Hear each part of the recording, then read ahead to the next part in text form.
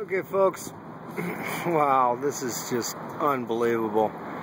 If you people aren't awake to this will be the grand awakening right here after all these messages and all these things. Here we are, Tucson, Arizona. Same day, Monday, Memorial Day, and unbelievable.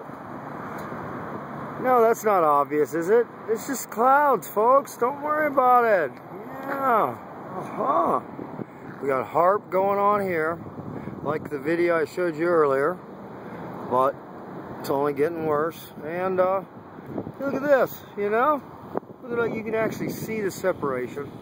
You can see the falling.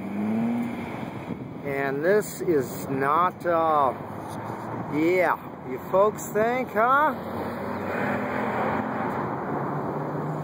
This is HD. Watch it in HD. And it's quite obvious.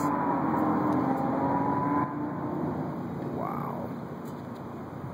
So, geoengineering, Real News Tucson, and we're waking up a lot of people, no question about it. And that was beautiful too, was it not? Yeah. March against Monsanto. Gee whiz. No, it's not important to anyone. Why would it be? It's just, you know, it's good for you, don't worry. Sure.